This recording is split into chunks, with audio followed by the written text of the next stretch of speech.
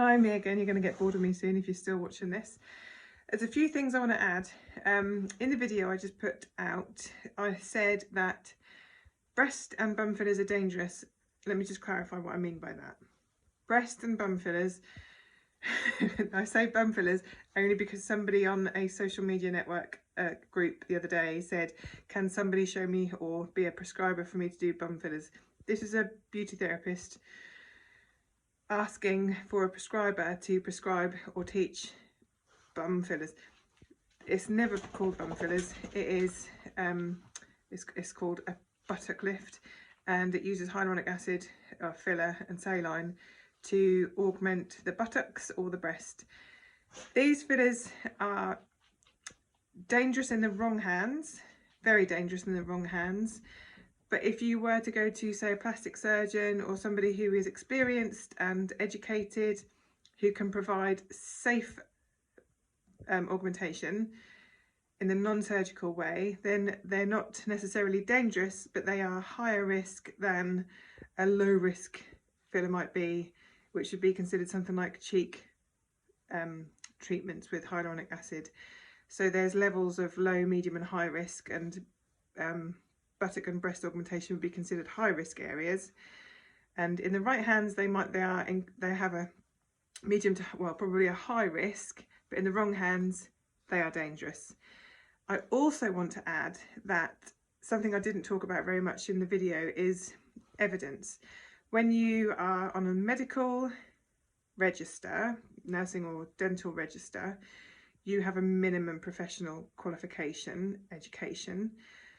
So to have a minimum level 6 or degree level, you have at least a basic understanding of how to read and interpret research, which is the evidence base. And there are different tiers of evidence as well.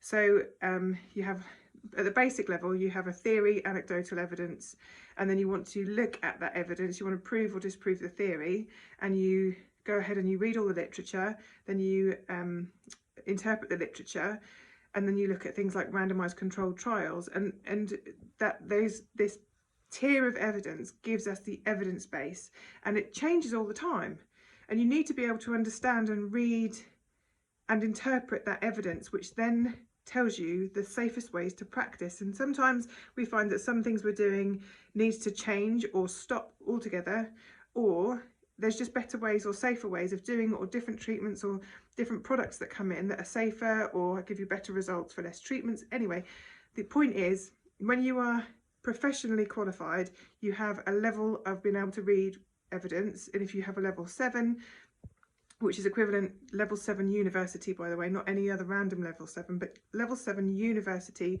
master's degree level, you have been taught to read and interpret research to a higher standard. So you can then understand and interpret more evidence, or even carry out your own research. And then PhD, you're obviously carrying out your own research. So if you can read and interpret evidence and base your practice on that, then you are likely to be more safe. If you're going to somebody who's not professionally qualified, who doesn't understand research, they can't necessarily base their practice on the best level of evidence. And there was something else I wanted to say about it as well.